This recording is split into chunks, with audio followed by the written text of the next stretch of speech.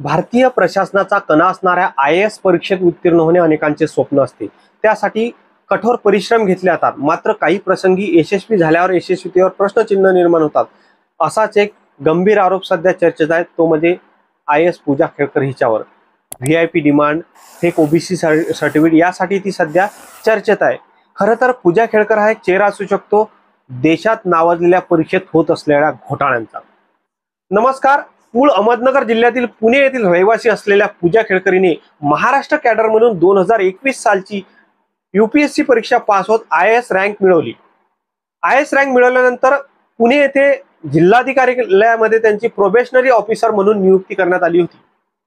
आपल्या नियुक्ती होण्याआधीच त्यांनी जिल्हाधिकारी कार्यालयाला VIP डिमांड करण्यास सुरुवात केली होती।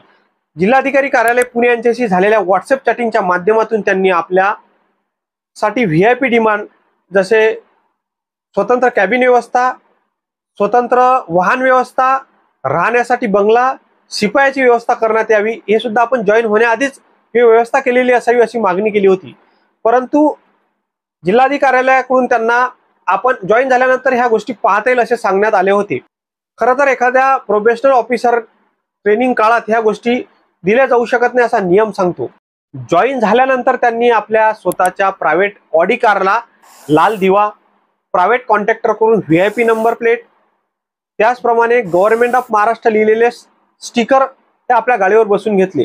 परंतु प्रोबेशनरी पिरियड मध्ये असताना कोणत्याही शासकीय अधिकाऱ्याला ह्या गोष्टी वापरता येत नाहीत। एवढेच नव्हे तर त्यांनी जबरदस्ती पुणे ऑफिसच्या अप्पर जिल्हाधिकारी यांच्या कार्यालयावर कब्जा सुद्धा मिळवला होता। यामुळे त्या चर्चेत आल्या होत्या।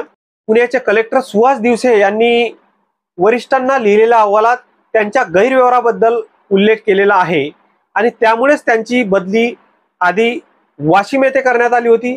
त्यानंतर त्यांना मसूर येथील IAS ट्रेनिंग सेंटर मध्ये परत बोलावलं गेलं होतं आणि आता UPSC कडून एक प्रेस रिलीज जारी करण्यात आली असून त्यांच्यावर आता कारवाई केल्या जाणार असल्याचे बोलल्या जात आहे।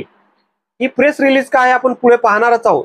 परंतु एखाद्या IAS अधिकाऱ्याने रुबाब मिरवण्यासाठी काही गोष्टीची मागणी करणे हे गैर नाही, परंतु खरा खेळ इथून सुरुवात झालेला आहे।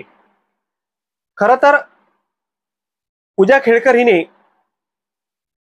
UPSC IAS परीक्षा ही OBC व PWD म्हणजे पर्सन विथ डिसॅबिलिटी या माध्यमातून मिळवली होती। म्हणजेच तिने OBC आरक्षणाचा फायदा घेत नव्हे गैरफायदा घेत IAS रँक मिळवली होती। खरं तर देशातील सर्वात मोठी परीक्षा एखाद्या OBC विद्यार्थ्याने आरक्षणाचा फायदा घेणे आणि ती पास होणे ही खूप मोठी गोष्ट आहे, त्यात गैर काही नाही। परंतु आपण जर पूजा खेळकरीची संपत्ती पाहिला तर शून्य व्हा। मीडियामधील आलेल्या रिपोर्टच्या माध्यमातून पूजा खेळकर हिच्याकडे 110 एकर शेती, 6 प्लॉट, 7 फ्लॅट, 17 लाख रुपयांचे सोने, ज्यावर लाल दिवा लावला आहे, ती 17 लाख रुपयाची ऑडी कार, आणखी 3 कार, 2 प्रायव्हेट कंपन्यांमध्ये पार्टनरशिप, अशी जवळपास 17 करोडची प्रॉपर्टी आहे। एवढंच नाही तर पूजा खेळकर हिचे वडील दिलीप खेळकर हे रिटायर कमिशनर आहेत आणि त्यांची प्रॉपर्टी हे 40 कोटी रुपये आहे। हे त्यांनीच 2024च्या लोकसभा निवडणुकीचा उमेदवारी अर्ज भरताना सादर केलेली संपत्ती आहे। त्यामुळे एखाद्या व्यक्तीने OBC नॉन क्रिमिनलचा फायदा घेऊन एखादी पोस्ट प्राप्त केली असेल तर तिचे उत्पन्न 8 लाख रुपयाच्या आत असणे महत्त्वाचे आहे। म्हणजे ज्या व्यक्तीचे उत्पन्न 8 लाख रुपये तेच OBC नॉन क्रिमिनलचा फायदा घेऊ शकते। परंतु पूजा खेळकर हिने आपली अमाप संपत्ती असताना सुद्धा या OBC नॉन क्रिमिनलचा गैरफायदा घेऊन खूप मोठा गुन्हा केलेला आहे। आता हा झाला एक मुद्दा। आता दुसरा मुद्दा असा की OBC प्रमाणेच तिने PWD म्हणजे पर्सन विथ डिसॅबिलिटी या आरक्षणाचा सुद्धा फायदा घेतलेला आहे। याच कोट्यातून तिची OBC व PW या कोट्यातून तिची IAS ही रँक मिळाली होती। खरं तर तिने UPSC ला पर्सन विथ डिसॅबिलिटी म्हणजे ती दृष्टीहीन व मानसिक दिव्यांग असल्याचे सांगत ही IAS रँक प्राप्त केलेली आहे।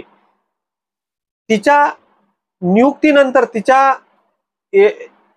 तिच्या नियुक्तीनंतर तिला एम्स दिल्लीने मेडिकल व्हेरिफिकेशनसाठी बोलावले होते, परंतु कोविडचा दाखला देत तिने येण्याचे नाकारले. त्यानंतर सुद्धा एमने तिला 5 वेळा मेडिकल व्हेरिफिकेशनसाठी बोलावून सुद्धा तिला नाकारले. त्यानंतर तिने एका प्रायव्हेट हॉस्पिटलचे मेडिकल व्हेरिफिकेशन आणून यूपीएससीला सादर केले. त्यावर सुद्धा तिला नियुक्ती देण्यात आली. खरं तर तिचे मेडिकल व्हेरिफिकेशन सर्टिफिकेट्स जे वाद्याच्या भोवऱ्यात असताना सुद्धा तिला नियुक्ती देण्यात आली, हे सुद्धा एक संशयाच्या कचाट्यात आहे. खरं तर ज्या कॅडर म्हणून तुम्ही यूपीएससीची परीक्षा देता त्या कॅडरमध्ये तुम्हाला नियुक्ती दिल्या जाऊ शकत नाही, असा एक यूपीएससीचा नियम आहे. परंतु या नियमाला सुद्धा पूर्णपणे धाब्यावर बसवण्यात आले. तिची नियुक्ती तिच्याच कॅडरमध्येच नव्हे तर तिच्या स्वतःच्या राहत्या ठिकाणी म्हणजे पुणे कलेक्टर ऑफिसला देण्यात आले होते. खरं तर fake OBC certificate, fake medical certificate या सगळ्या गोष्टी वादात असताना, या गोष्टीवर संशयास्पद असताना सुद्धा तिला अशा प्रकारे स्वतःच्याच कॅडरमध्ये नियुक्ती देण्यात आलेली आहे. यामुळे फक्त पूजा खेडकर, दिलीप खेळकर हेच गुन्हेगार नसून या संपूर्ण प्रक्रियेत ज्या ज्या व्यक्तींच्या जोडून हे डॉक्युमेंटेशन व्हेरिफिकेशन झालं असेल, परमिशन गेले असेल, हे प्रत्येक व्यक्ती हे संशयाच्या आणि वादाच्या आणि आरोपाच्या घेऱ्यात आता आलेली आहे. अशा प्रकारे फेक डॉक्युमेंट सबमिट करून योग्य उमेदवारावर अन्याय केल्यासारखा होतो. खरं तर पूजा खेडकरीने fake OBC non criminal certificate सादर करून योग्य ओबीसी उमेदवारावर अन्याय केला. त्याच्या हक्काचा जो कोटा होता त्यामध्ये तिने घुसखोरी करून स्वतः IAS रँक प्राप्त केली. खरं तर यातून काही मुद्दे आपल्या सर्वांच्या विचारार्थ येतात की अशा प्रकारे फेक ओबीसी सर्टिफिकेट सादर करणारे आणखी कितीतरी पूजा खेडकर या व्यवस्थेत असू शकतात. आणि यूपीएससीची जी प्रोसिजर आहे ही सुद्धा वादाच्या भोवऱ्यात आलेली आहे. कारण या प्रकारे सर्वच गोष्टी फेक असताना सुद्धा नियुक्ती दिल्या जाऊ शकते. तर यामध्ये सुद्धा यूपीएससीच्या प्रक्रियेत सुद्धा, निवड प्रक्रियेत सुद्धा घोळ असला जाऊ शकतो. त्यामुळे पूजा खेडकर हा एक चेहरा आहे fake OBC, fake disability, fake सर्टिफिकेटचा. आणि त्याच्यासाठी आता सरकार किंवा ह्या व्यवस्था कोणत्या प्रकारचा, कशा प्रकारची कारवाई करते हे पाहणे खूप महत्त्वाचं आहे. खरं तर यूपीएससीने एक प्रेस रिलीज जारी केलेली आहे. त्यामध्ये यूपीएससी असे म्हणते, केंद्रीय लोकसेवा आयोगाने नागरी सेवा परीक्षा 2022च्या प्रशिक्षणार्थी प्रशासकीय अधिकारी पूजा मनोरमा दिलीप खेळकरच्या गैरवर्तनाचा तपशीलवार आणि सखोल तपास केला आहे. या तपासणीतून असे उघड झाले आहे की तिने आपले नाव, वडिलांचे आणि आईचे नाव, छायाचित्र, स्वाक्षरी, ईमेल, मोबाईल नंबर आणि पत्ता बदलून खोटी ओळख दाखवून परीक्षा नियमानुसार परवानगी दिलेल्या मर्यादेच्या पलीकडे अटेम्प्ट घेतले.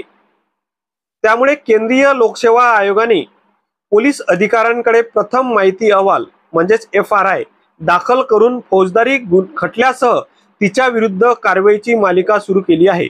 तसेच नागरी सेवा परीक्षा 2022च्या नियमानुसार भविष्यातील परीक्षा निवड यापासून रोखण्यासाठी नागरी सेवा परीक्षा 2022ची तिची उमेदवारी रद्द करण्यासाठी कारणे दाखवा नोटीस जारी केले आहे. हे स्पष्टपणे नमूद करण्यात येत आहे की आपल्या घटनात्मक दायित्वाची पूर्तता करताना केंद्रीय लोकसेवा आयोग आपल्या घटनात्मक आदेशाचे काटेकोरपणे पालन करतो आणि कोणतीही तडजोड न करता सर्व परीक्षांसह सर्व प्रक्रिया व्यवस्थितपणे पार पाडतो. आयोगाने अत्यंत निष्पक्षपणे आणि नियमांचे काटेकोर पालन करून आपल्या सर्व परीक्षा प्रक्रियेचे पवित्र आणि सचोटी कायम राखली आहे. केंद्रीय लोकसेवा आयोगाने जनतेकडून विशेषतः उमेदवारांकडून सर्वोच्च पातळीवरचा विश्वास आणि विश्वासार्हता प्राप्त केली आहे. हा सर्वोच्च विश्वास आणि विश्वासार्हता अबाधित राखण्यासाठी आणि त्यात तडजोड होऊ नये यासाठी आयोगाने निसंदिग्धपणे वचन केलेले आहे. या प्रकारची प्रेस रिलीज आज यूपीएससीने जारी केलेली आहे. आणि आता आपण हे पाहणार आहोत की यानंतर कशा प्रकारची कारवाई ही या प्रकारे पूजा खेडकर विचार केली जाते. परंतु खरं तर हा पूजा खेडकर हा एक चेहरा असू शकतो अशा घोटाळ्यांचा. याआधीही नीट सारख्या परीक्षांचे घोटाळे उघड झालेले आहेत, परंतु देशाच्या सर्वोच्च परीक्षेतला हा पहिला घोटाळा आहे आणि हा पूजा खेळकर हा एक चेहरा आहे. अजून कितीतरी चेहरे उघड होणे बाकी